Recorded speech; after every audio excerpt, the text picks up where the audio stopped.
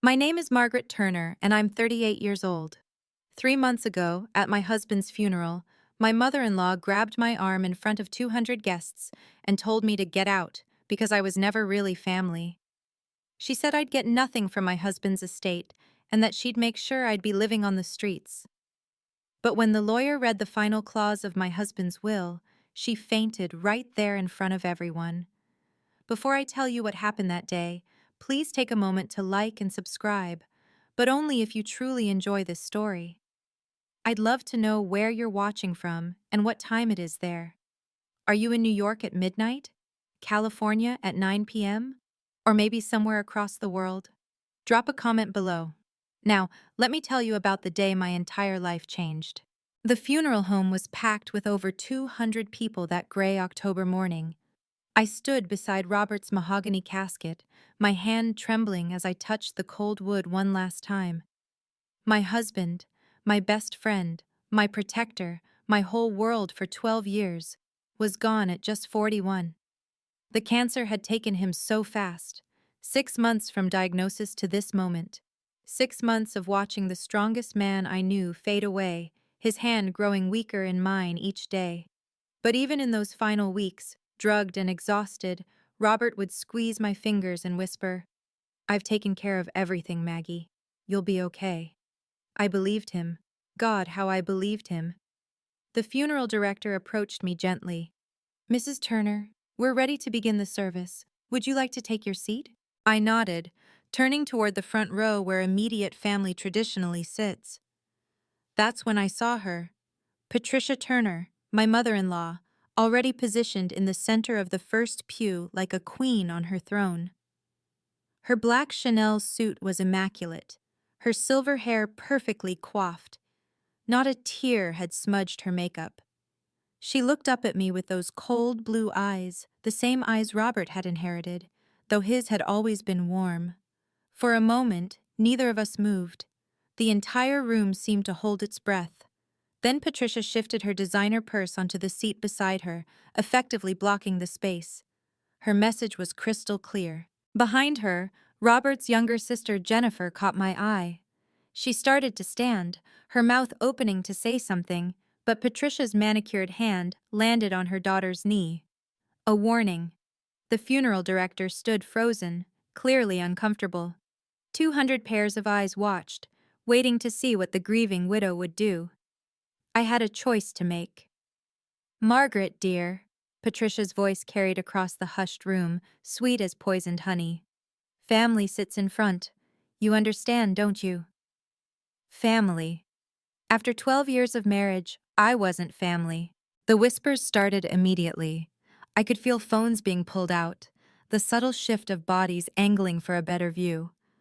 Someone behind me gasped. These were Robert's colleagues, our neighbors, my friends, all watching me being excluded from my own husband's funeral. Jennifer half rose again. "Mom, that's not—" Jennifer. One word from Patricia, sharp as a blade. Her daughter sank back down. My legs felt like water. The funeral director touched my elbow gently. "Mrs. Turner, there's a lovely seat in the second row, just behind the family section." Behind the family section, behind Robert's ancient Aunt Mildred who'd met him twice, behind his cousin Derek who'd borrowed money and never paid it back, behind everyone who shared his blood but not his life. I could have fought, could have made a scene, but my husband was lying in that casket 10 feet away, and the last thing I wanted was to turn his funeral into a spectacle. Robert had been a dignified man. He deserved a dignified goodbye. "Of course," I heard myself say, my voice steady despite the tremor in my chest. "I understand perfectly." Patricia's lips curved into the slightest smile. Victory. I took my seat in the second row, my view partially blocked by Patricia's elaborate hat. As the funeral director moved to the podium to begin the service, I noticed Patricia lean over to whisper something to Harold Morrison, Robert's lawyer, who sat beside her.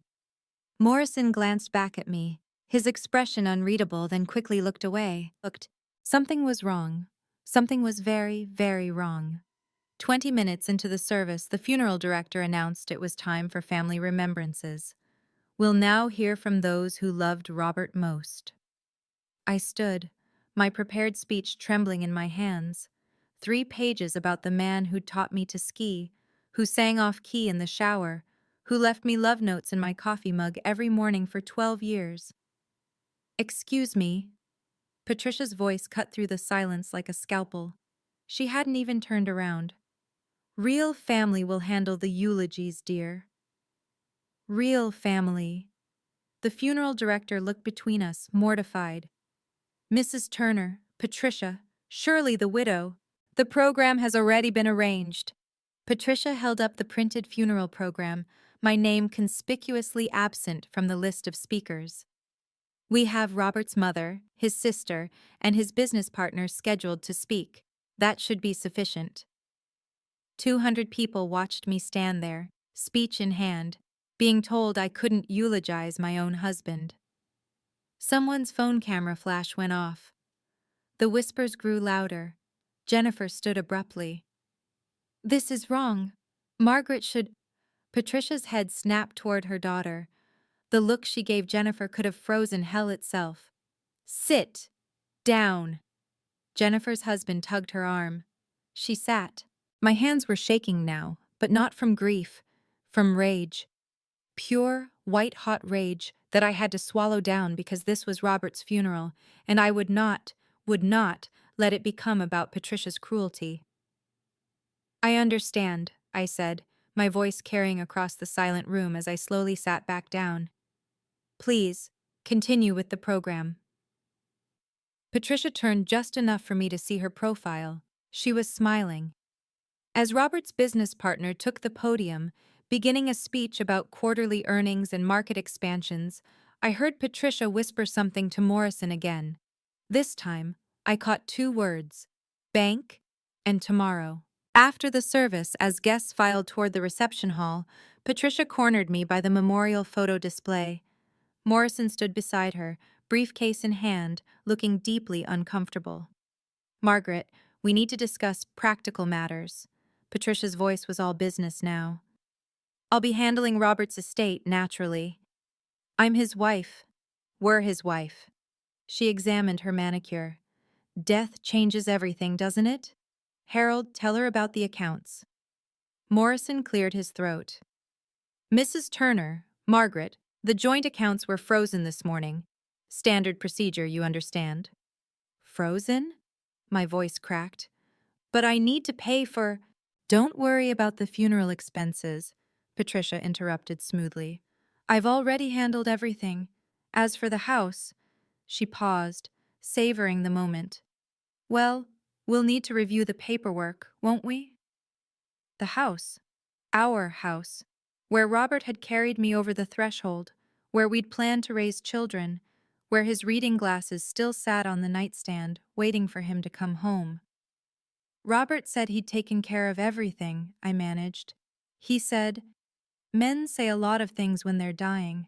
Patricia's tone was almost pitying. But grief makes people forget important details, like updating wills, like putting assets in both names, like protecting wives who brought nothing to the marriage. Nothing. I'd brought nothing except 12 years of love, of caring for him through chemo, of holding his hand through every treatment. Jennifer appeared at my elbow. Mom, this isn't the time. There's a memorial luncheon starting, Patricia announced loudly, cutting her off. Family only, of course. Margaret, I'm sure you understand. You must be exhausted. Perhaps you should go home and rest. Home. To the house she was already planning to take. Morrison wouldn't meet my eyes. About the will, Patricia continued, her voice dropping so only Morrison and I could hear. Harold's been through Robert's files. There seems to be nothing recent. The last will on file is from 5 years ago. 5 years ago. Before we bought the house. Before Robert's promotion to CEO. Before the investment portfolio that he'd worked so hard to build. That's impossible. My throat felt like sandpaper. Robert was meticulous. He would never... Denial is a stage of grief, dear. Patricia's sympathy was as fake as her eyelashes. The will we have leaves everything to his mother. That would be me. I watched maintenance staff already beginning to pack up Robert's memorial flowers. Flowers I'd selected, arrangements I'd approved just yesterday. Patricia nodded to one of them. Send the white roses to my house. Robert always loved white roses. They were my favorite, not his. Robert preferred sunflowers. But correcting her felt pointless now. Your personal belongings, Patricia continued, checking her phone. I'll give you the weekend to collect them. Just your clothes and such. The furniture, the art, the jewelry. All marital assets that need to be properly evaluated. My engagement ring? My hand went instinctively to the 2-carat diamond Robert had proposed with at sunset on Coronado Beach. Especially the ring. It's a Turner family heirloom, after all. It wasn't. Robert had chosen it himself, spent months saving for it. But I realized with cold clarity that Patricia would rewrite history however she needed. Jennifer stepped forward again. Mom, for God's sake. Harold will send you the formal paperwork Monday, Patricia spoke over her daughter. Until then, I suggest you make arrangements. Perhaps your family could help? My family. My father was gone. My mother in a nursing home with dementia. I had no one. Patricia knew that. If you've ever felt powerless in a family situation, you'll understand what I went through next. Have you ever been excluded by in-laws who thought you weren't good enough? Share your experience in the comments below. Sometimes knowing we're not alone in these struggles makes all the difference. And if this story resonates with you, please hit that like button. It really helps others who might need to hear this find the video. Now let me tell you about the moment everything escalated. The reception hall was buzzing with conversation when Patricia approached me again, this time with an audience. She waited until I was surrounded by Robert's colleagues before making her move. Margaret, there's one more thing. Her voice carried deliberately. The ring. I looked down at my wedding set, the engagement ring and matching band Robert had placed on my finger just 12 years ago. What about it? It needs to be returned to the family vault, today. The conversations around us stopped. Dr. Williams from Robert's oncology team was staring. Robert's secretary, Linda, had her phone out. This ring isn't a family heirloom, I said quietly. Robert bought it for me. I was with him at Cartier when... That's a $50,000 ring. Patricia's voice rose slightly. It belongs to the Turner family now. She reached for my hand. Actually reached for it, right there in front of everyone. I pulled back. Don't touch me. How dramatic. Patricia laughed, that tinkling society laugh she'd perfected at country clubs.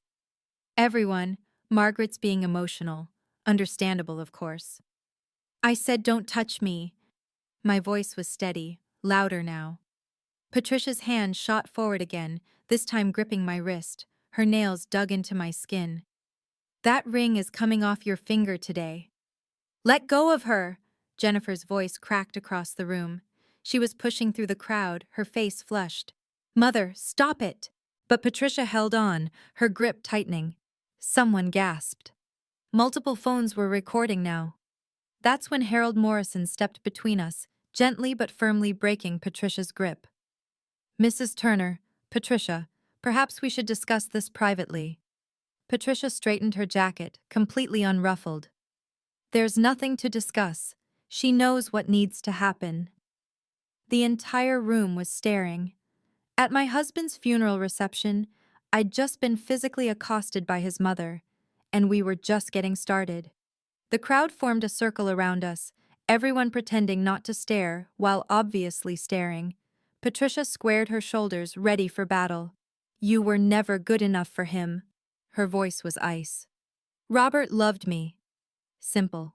True. Love doesn't pay bills. I worked. I contributed. Waitressing? She laughed. How much could that contribute? I haven't waitressed in 8 years. My voice stayed level. I'm a marketing director. At that little nonprofit? Another dismissive laugh. Robert carried you. Robert and I were partners. Partners? Her eyes glittered.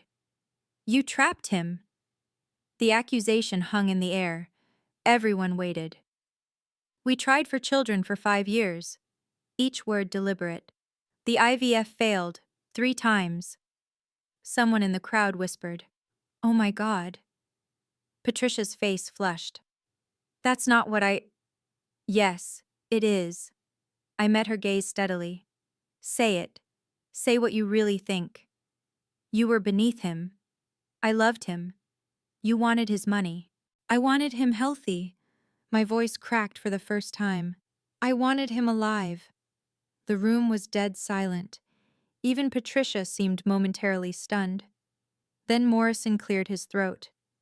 "Perhaps we should all take a moment. I have rights," I said, looking directly at Patricia. "Legal rights as his widow." Patricia's composure returned instantly. "Prove it." 2 words, a challenge, a declaration of war. "The will reading is in 1 week," Morrison announced suddenly, loudly enough for everyone to hear. "All beneficiaries will be notified." Patricia smiled that cold smile again. "I look forward to it." She turned on her designer heel and walked away, leaving me standing there in front of 200 witnesses. But Morrison stayed behind just long enough to slip something into my hand. His business card, with something written on the back. Patricia wasn't done. She never was when she had an audience. She clinked her champagne glass, commanding the room's attention. "Before we continue celebrating Robert's life, I think everyone should know the truth." My stomach dropped. Jennifer started pushing through the crowd. "Mother, don't—" Margaret was a waitress when Robert met her. Patricia's voice carried perfectly, years of society gatherings having trained her in public speaking. 26 years old, serving coffee at a diner. True, I'd been working my way through night school. "She saw an opportunity," Patricia continued, warming to her theme. "A lonely businessman eating alone." Also true. Robert had been going through his first divorce. She pursued him relentlessly. False. He'd asked me out 17 times before I said yes. Got herself pregnant within a year. The cruelest lie. We'd lost that baby at 11 weeks. Robert had cried for days. Gasps rippled through the crowd. Someone was live streaming on Instagram. I could see myself on their phone screen, standing frozen while Patricia destroyed me. But the pregnancy conveniently disappeared. She made air quotes around disappeared. And Robert, sweet fool that he was, had already married her. "You're talking about a miscarriage," I said, my voice cutting through her performance. "You're standing at your son's funeral, talking about our miscarriage." The room went silent. Someone dropped a glass. Patricia's mask slipped for just a second, then she recovered. "I'm simply explaining why Robert's assets need to be protected. From someone who targeted him from day one." Linda, Robert's secretary, stepped forward. "Mrs. Turner, Patricia, this is inappropriate." "What's inappropriate?" Patricia snapped. "Is a gold digger thinking she'll profit from my son's death." The words hung in the air like a physical blow. 200 people watched me stand there, being called a gold digger at my husband's funeral. Someone would definitely post this online. Morrison appeared at my elbow, gently guiding me away from the crowd. "Mrs. Turner, Margaret, we need to speak privately." He led me to a quiet corner near the memorial guest book, away from the phones and stares. His face was troubled, conflicted. "Your husband was a very thorough man," he said quietly, glancing around to ensure Patricia wasn't within earshot. "Very thorough." "What does that mean?" "It means he came to see me 2 weeks ago." Morrison's voice dropped even lower. "He was concerned about certain things." 2 weeks ago, Robert had been in hospice by then, barely able to stay awake for more than an hour. He was too sick to— He made the effort. Morrison pulled out his phone, showed me a calendar entry. Tuesday, October 3rd, 2 p.m. He insisted on coming to my office. "But Patricia said there was no new will." Morrison's jaw tightened. "Patricia says a lot of things." Before I could respond, he glanced over my shoulder. Patricia was approaching, her radar apparently alerting her to our private conversation. "I can't say more now," Morrison whispered quickly. "But be at the will reading. No matter what happens between now and then, be there." "Harold," Patricia's voice was sharp. "What are you discussing with her?" Morrison smoothly pocketed his phone. "Simply explaining the timeline for next week's reading, Patricia." She looked between us suspiciously. "Margaret won't need to attend. There's nothing for her." "Actually," Morrison said carefully, "all potential beneficiaries should attend. Legal requirement." Patricia's eyes narrowed. "Potential beneficiaries? Standard procedure." His face revealed nothing. "1 week from today, 2 p.m. My office." He handed Patricia a business card too, identical to mine. But I'd already memorized what he'd written on the back of mine. "Your husband knew. He prepared. Trust the process." Jennifer found me in the parking lot, mascara streaking down her cheeks. She looked around nervously before approaching, as if afraid her mother might materialize from thin air. "Margaret, wait." She grabbed my arm gently, so different from her mother's grip. "I need to tell you something." "Jennifer, you don't have to, Yes, I do." She pulled me behind a large SUV, out of sight from the funeral home windows. "2 weeks ago, Robert called me, from the hospice." My heart stuttered. The same day he'd seen Morrison. He could barely talk, but he insisted. Jennifer's words came in a rush. "He needed me to witness something. Sign papers." "What papers?" "I don't know exactly. Morrison was there with a notary. Robert made me promise not to tell Mother." She glanced around again. "He said it was about a special account, something he'd set up years ago." "Patricia said there were no accounts." Jennifer's laugh was bitter. "Patricia doesn't know everything, despite what she thinks. Robert was smarter than she gave him credit for." A car door slammed nearby. We both jumped. "There's more," Jennifer whispered urgently. "Robert told me to watch out for you. He said when the time came, I'd know what to do." "What does that mean?" "I don't know yet. But Margaret," she squeezed my hands, "don't let her drive you away. Don't leave town. Whatever she does this week, don't run. She's going to take everything." "Maybe." Jennifer's eyes were fierce now, reminding me suddenly of Robert. Or maybe my brother knew exactly what his mother was capable of.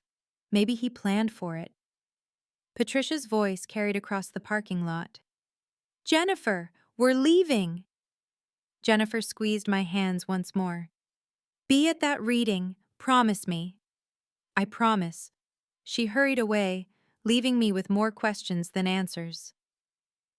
I was walking back into the funeral home to retrieve my coat when Patricia's voice boomed over the sound system. She'd commandeered the microphone at the podium.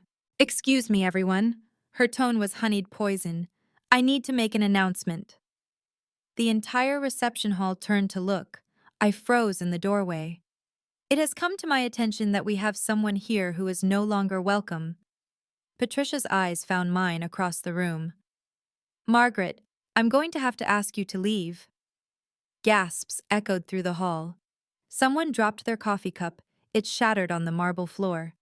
"This is my husband's funeral," I said, my voice somehow steady despite the trembling in my legs.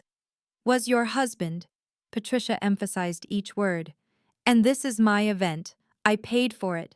I organized it. And I decide who attends." Dr. Williams stepped forward.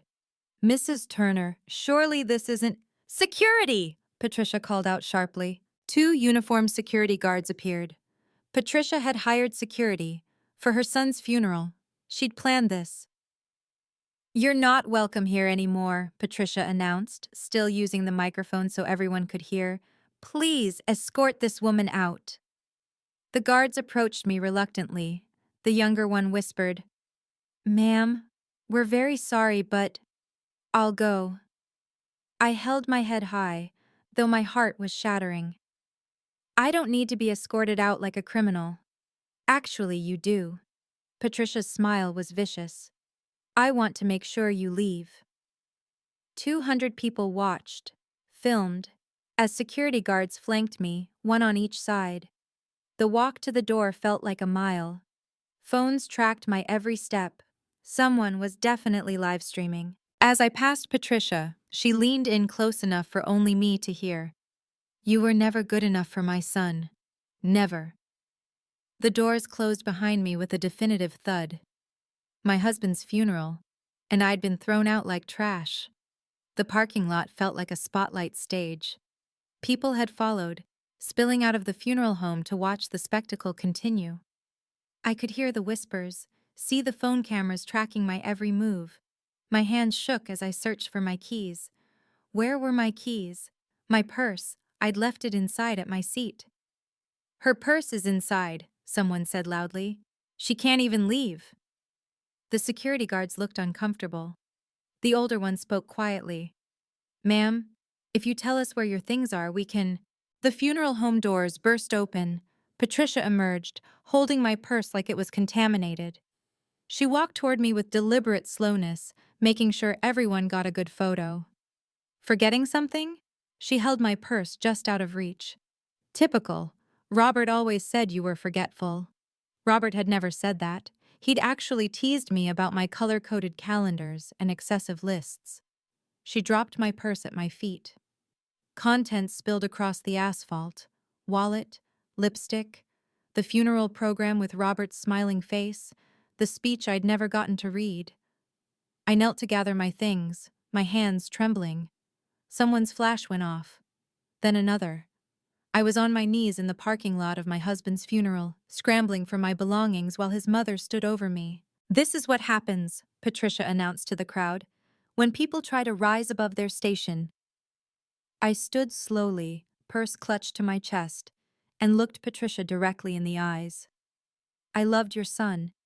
That's all I ever did. Love him." "Love," she spat the word. "We'll see what your love is worth next week."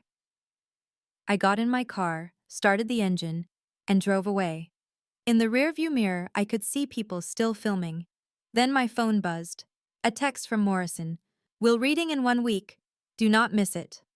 3 days later, I was in bed at 2 p.m., still wearing Robert's old Columbia sweatshirt, when the doorbell rang. Then rang again. Then someone pounded on the door. "Margaret Turner, this is the sheriff's department. Please open the door." I stumbled downstairs, confused and disheveled. 2 sheriff's deputies stood on my porch. Behind them, Patricia waited by a black town car, arms crossed, triumph written across her face. "Ma'am, we have an eviction notice," the deputy said apologetically. "The property owner has requested immediate vacation of the premises." The property owner? I was still half asleep, grief fogged. "This is my house, mine and Robert's." "Actually," Patricia stepped forward, waving a document. "It's mine, always has been." She handed me the papers. The house deed, with Patricia Turner listed as sole owner. "That's impossible. Robert and I bought this house together. I was at the closing." "You were at a closing." Patricia's smile was razor sharp. "But check the date on that deed. I bought this house 2 days before your little ceremony. Robert asked me to. Said it was for tax purposes." My legs went weak. Robert had said his mother was helping with the down payment, that having her on the initial paperwork would help with the loan. He'd said we'd fix it later. We never did.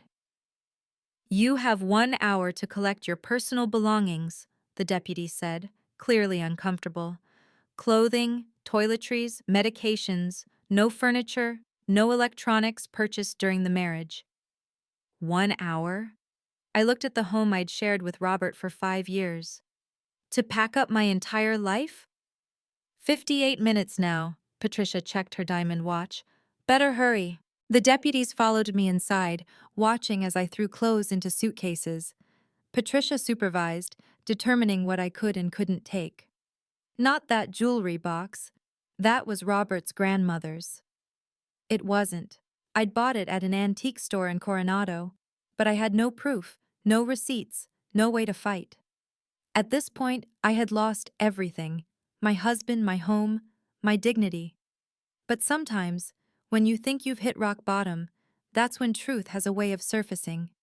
If you're still watching, thank you for staying with my story.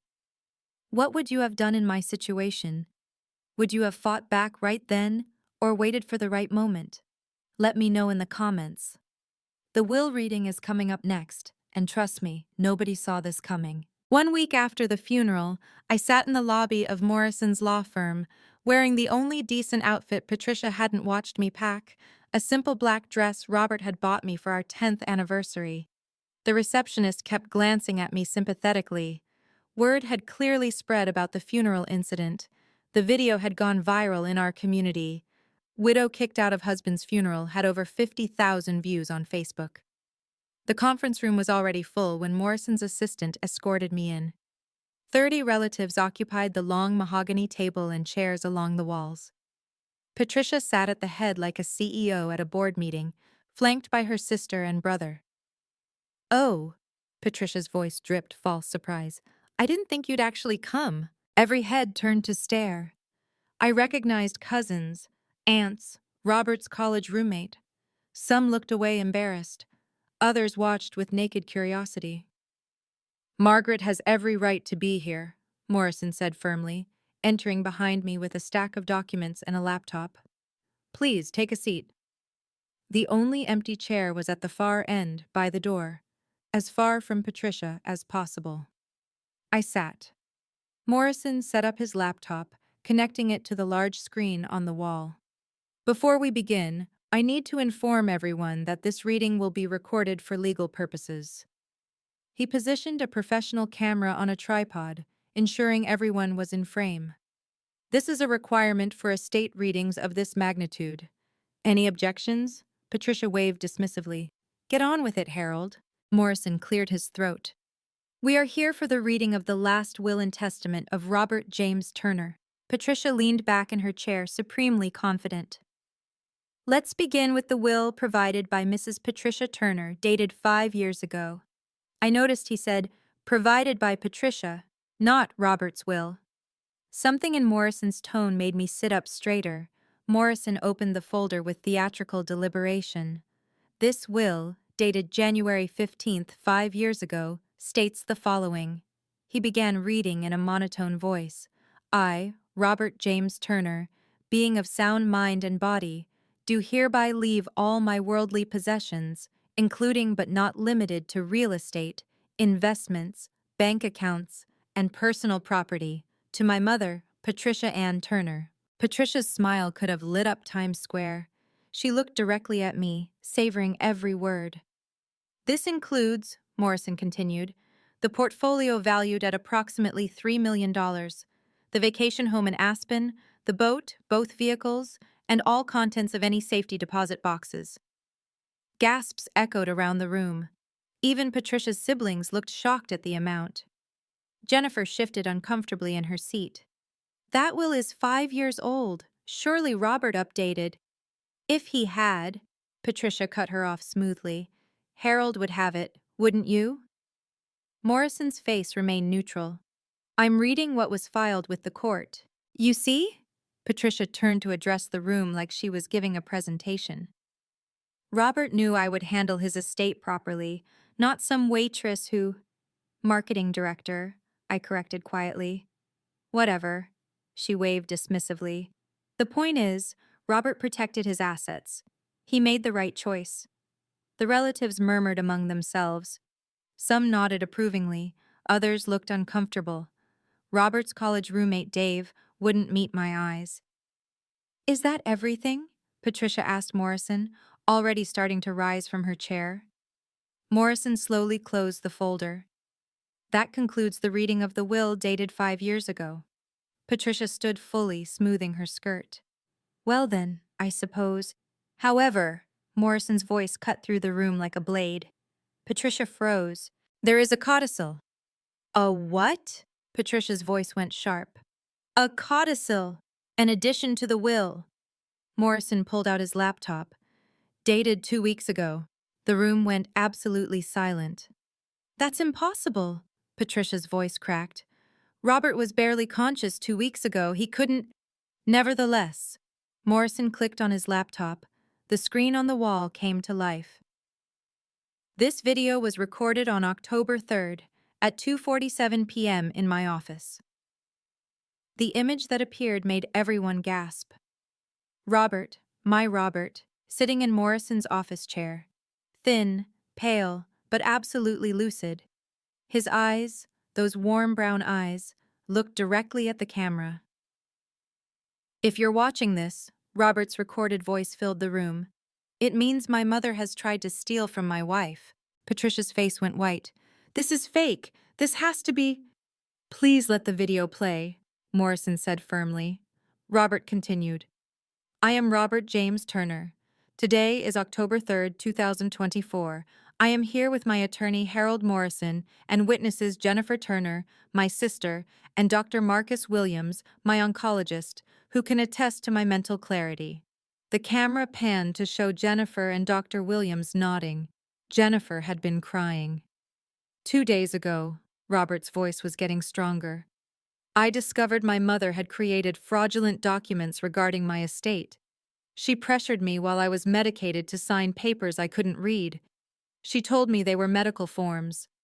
Lies! Patricia stood up. He was confused. The medications.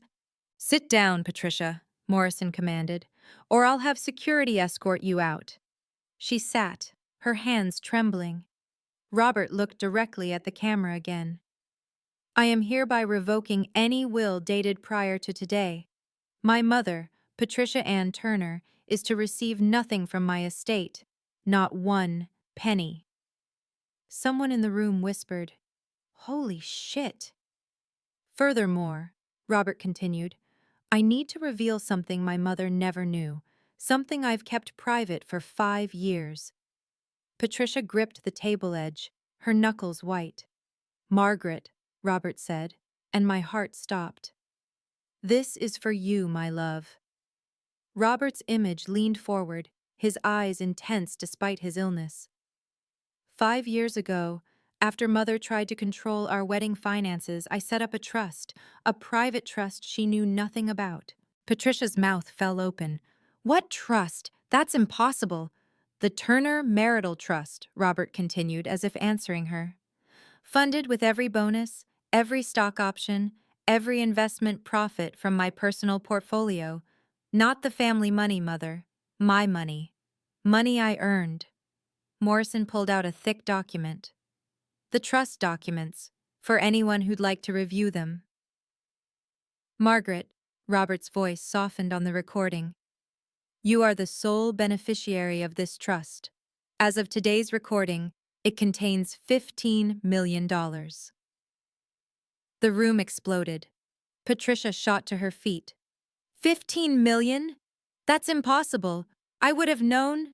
You controlled the family accounts, Mother, Robert's recording continued, but you never knew about my private investment account. The one I started the day after our wedding, when you told Margaret she'd never be good enough for the Turner name. I couldn't breathe. $15 million. Robert had been saving, investing, protecting me all along. Jennifer has been co-trustee, Robert explained. She's been helping me manage it, keeping it safe from anyone who might try to take it. All eyes turned to Jennifer. She nodded, tears streaming down her face. It's all true, every word. You knew? Patricia turned on her daughter. You knew and you didn't tell me? I promised Robert, Jennifer said simply. I chose my brother over you, just like you chose money over family. Robert wasn't finished. The trust is iron-clad, Mother. You can't contest it. You can't challenge it. Morrison has made sure of that. Morrison nodded. 3 different law firms have reviewed it. It's unbreakable. Patricia sank into her chair, her face gray. But Robert still wasn't done. Now, Mother, Robert's voice turned cold on the recording. Let's discuss what you did 2 days ago. The screen split, showing security footage from the hospice. Date stamp. October 1st, 2024, 11:47 p.m. There was Patricia sneaking into Robert's room after visiting hours. Robert was unconscious, hooked to multiple machines. She pulled papers from her purse, grabbed his limp hand, and pressed it to an ink pad. No, Patricia whispered in the conference room. No, no, no. On screen, Patricia pressed Robert's inked thumb to multiple documents. Then she took his hand and shakily guided it to sign something. "She's forging his signature," someone gasped. "While he's unconscious." "Those documents," Robert's voice continued, "were an attempt to transfer my personal accounts to her name. Fortunately, the bank requires video verification for transfers over $100,000. Morrison pulled out another folder. "The bank rejected all transfers. They've also filed a suspicious activity report with the authorities." "But that's not all," Robert said. The video showed another angle. Patricia going through Robert's medical chart, photographing pages. "She photographed my medical information to determine how long I had left." Robert's voice was disgusted now. "She was planning this, planning to take everything from my wife the moment I died." Dr. Williams spoke up from his seat. "I can confirm we found evidence of chart tampering. It's been reported to the hospital board." Patricia stood up, shaking. "This is entrapment. He set me up." "You set yourself up, Mother," Robert's voice cut through. "You always thought you were smarter than everyone. But I learned from the best. I learned from you." The room was dead silent except for Patricia's ragged breathing. "One more thing," Robert said. "Margaret, check the house deed. The real one." Morrison smiled and pulled out one final document. Morrison held up the document. "This is the actual deed to the Turner residence on Maple Drive, dated 3 years ago. Sole owner, Margaret Ann Turner." "What?" Patricia's scream could have shattered glass. "The deed you showed the sheriff was fraudulent," Morrison explained calmly. "Robert transferred the house to Margaret's name 3 years ago. You've been living in Margaret's house, Patricia. She can have you removed any time." Robert's voice came back on the recording. "The house you kicked my wife out of, Mother? It's hers. It's been hers for 3 years. I knew you'd try something like this. I prepared for it." Patricia swayed on her feet. "But the paperwork—" "I had paperwork." "Forged," Morrison said simply. "We have the originals here, filed with the county. You committed fraud, Patricia. Multiple counts." "I want to make this crystal clear," Robert's recording continued. "Margaret inherits everything: the trust, the house, my personal effects, my retirement accounts, my life insurance, everything. 15 million in the trust, 2 million in life insurance, the house worth 1.8 million, and another million in various accounts." "Nearly $20 million, Morrison summarized. "All to Margaret." Patricia's legs gave out. She collapsed into her chair, then slid to the floor. "No, no, no." "Someone call 911, Jennifer said, but she didn't move to help her mother. As relatives scrambled to assist Patricia, Robert had one final message. "Margaret, my love, I'm sorry for what my mother put you through. I knew she would show her true colors when I was gone. That's why I made sure everything was recorded. The funeral home security cameras, the hospice footage, this video, everything." Paramedics rushed in as Patricia lay on the floor, conscious but unresponsive, staring at nothing.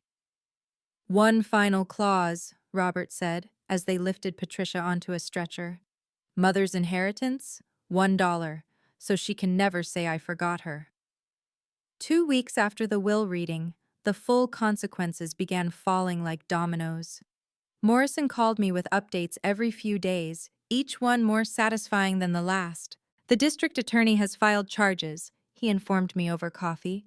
4 counts of fraud, 2 counts of forgery, and 1 count of elder financial abuse. Elder abuse. Because even though Robert was her son, he'd been a vulnerable adult in hospice care. "She's looking at serious jail time?" I asked. "Unlikely at her age, but she'll get probation, community service, and massive fines. Plus, she has to pay back the $500,000 she illegally transferred from Robert's business account the day he died." Patricia had been busy while I was planning the funeral. She'd moved fast, thinking Robert's death meant she could grab everything before anyone noticed. "The country club has revoked her membership," Morrison continued. "Turns out they have a morality clause. Fraud doesn't look good on their reputation." That would hurt Patricia more than any fine. She'd been a member for 30 years, held court there every Tuesday for bridge, every Saturday for tennis. It was her entire social world. Jennifer called that evening. Mom's had to sell the Mercedes and the vacation condo in Florida to pay legal fees and the restitution. She's moving into a one-bedroom apartment in Riverside. From a five-bedroom estate in La Jolla to a one-bedroom in Riverside. The social fall was complete.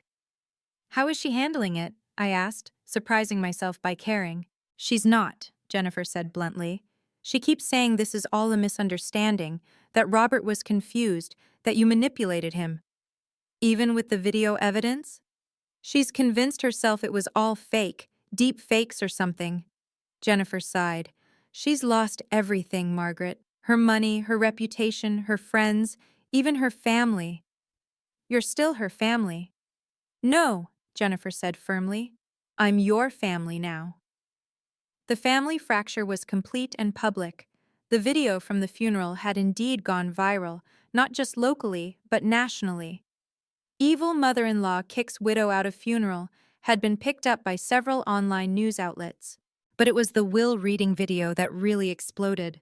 Someone, I never found out who, had leaked portions of it. Patricia trying to forge Robert's signature became a meme. When you think you're getting everything but get served instead trended for 3 days.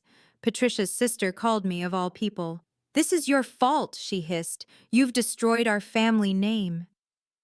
Patricia destroyed it herself, I replied calmly. I just survived it. The relatives who'd watched Patricia humiliate me at the funeral began reaching out. Apologetic emails, Facebook messages, even handwritten cards. Robert's college roommate Dave sent a long letter explaining how Patricia had threatened to disinherit Robert if any of his friends supported me. We were cowards, he wrote. Robert would be ashamed of us. Jennifer became my fiercest defender. She went on local news to tell the story, bringing receipts, literally. She had copies of everything. Patricia's forged documents, the real house deed, even recordings of Patricia planning to contest any will that favored me. My mother thought she was above consequences, Jennifer told the reporter. She thought money meant power, but my brother knew better.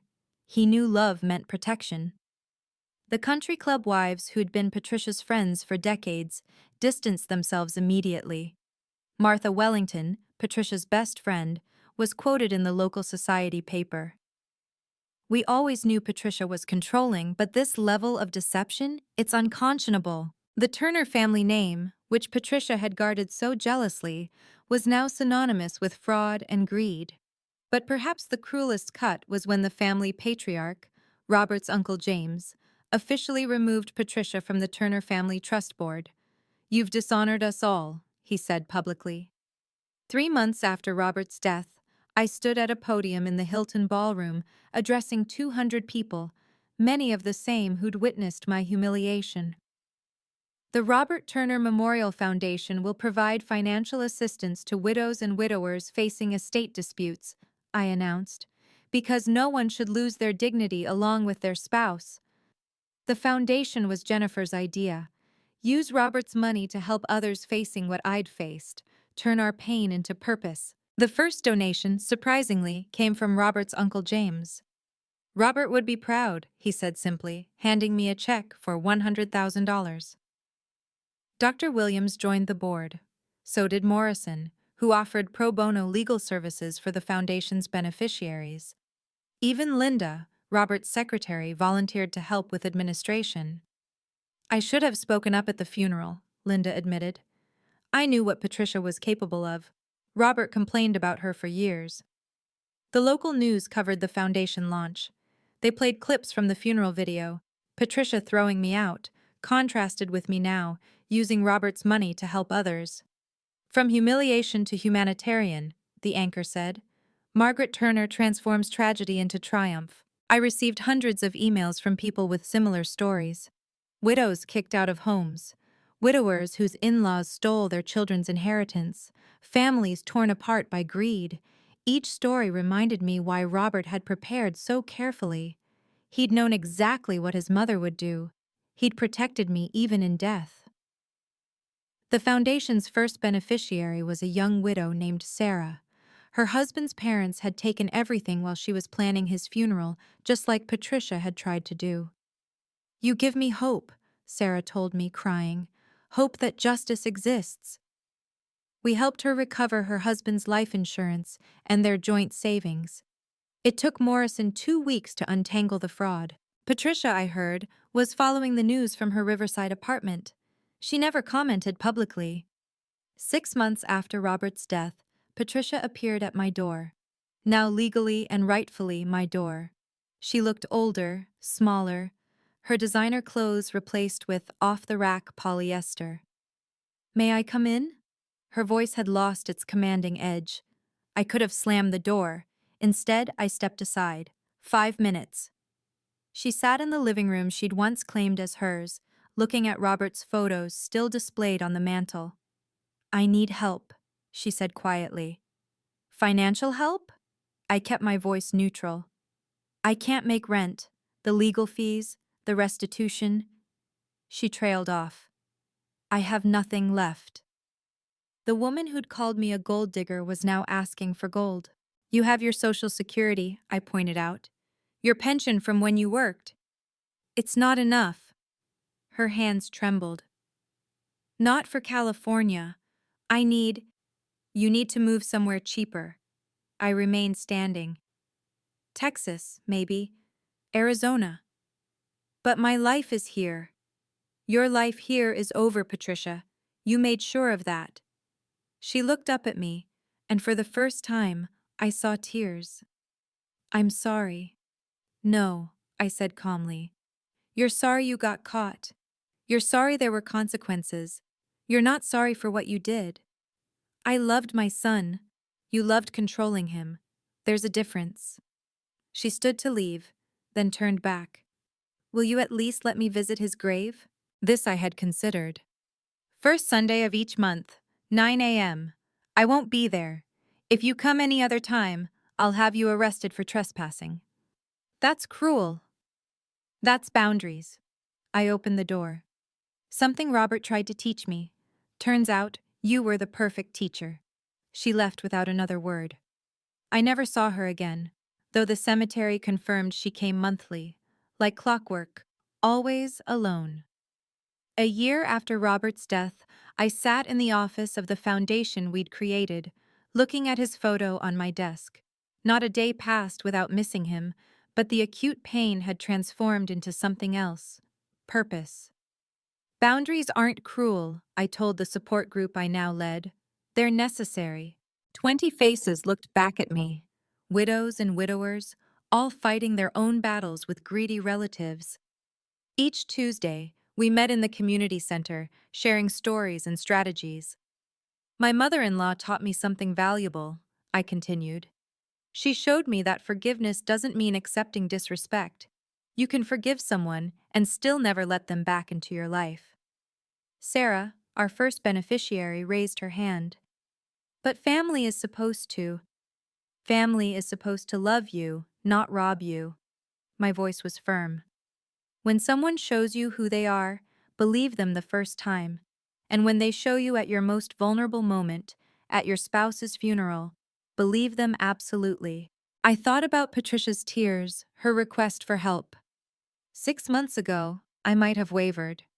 Robert's kindness might have made me cave, but Robert's wisdom had also prepared me. "The person who truly loved you would want you protected," I said, "even from their own family." After the meeting, Morrison stopped by with paperwork for 3 new cases. "You've changed," he observed. "You're stronger." "I'm not stronger," I corrected. "I just have better boundaries." He smiled. "Robert would be proud." "Robert would be relieved," I said. "He knew this would happen, every bit of it. He prepared me not just financially but emotionally. Those videos, that evidence. He was teaching me that it's okay to stand up for yourself. Even against family? Especially against family. They're the ones who can hurt you most." That night, I visited Robert's grave alone. "Thank you," I whispered, "for protecting me, for teaching me, for loving me enough to plan for the worst." The headstone, of course, couldn't answer. But somewhere, I felt Robert smiling. Today marks 2 years since Robert's death. The foundation has helped 847 families recover over $50 million in stolen assets. We've expanded to 3 states, with Jennifer running the East Coast office. I still live in the house Patricia tried to steal. Not because I need to. I could afford 10 houses now, but because Robert loved this home. His roses still bloom in the garden. His coffee mug still sits by the kitchen window where he'd watch birds every morning. Patricia died 6 months ago, alone in her Riverside apartment. The landlord found her after neighbors complained about newspapers piling up. Jennifer handled the arrangements. I paid for a decent burial next to Robert's father. Not for Patricia, but for Robert. He would have wanted his mother treated with dignity, even if she'd never offered it to others. At her funeral, only 5 people attended. The pastor, Jennifer, her husband, Morrison, and me. The woman who'd lived for social status died without it. She never learned, Jennifer said afterward. Even at the end, she blamed everyone but herself. I've learned so much these 2 years. That love isn't just emotion, it's preparation and protection. That family isn't blood, it's choice. That dignity isn't about what others think, it's about how you treat yourself. The young widow who wrote to me last week asked, "How do you forgive someone who tried to destroy you?" I wrote back, "You don't have to forgive them. You just have to forgive yourself for whatever you need to do to protect yourself. Boundaries aren't punishment, they're self-preservation." Robert's love gave me more than financial security. It gave me the strength to stand up for myself, even against those who claimed to be family. His greatest gift wasn't the money. It was showing me I was worth protecting. And that's a lesson no one can ever take away. Thank you for listening to my story. If you've ever been disrespected by family members who thought you weren't good enough, remember this. Your worth isn't determined by their opinion. You deserve respect, especially in your darkest moments. What would you have done differently? Have you ever had to set firm boundaries with toxic in-laws? Share your thoughts below. Your story might help someone else going through the same thing. If this story helped you, please like and subscribe. Every share helps us reach someone who needs to hear this message. And remember, document everything, always. You never know when truth will be your strongest weapon.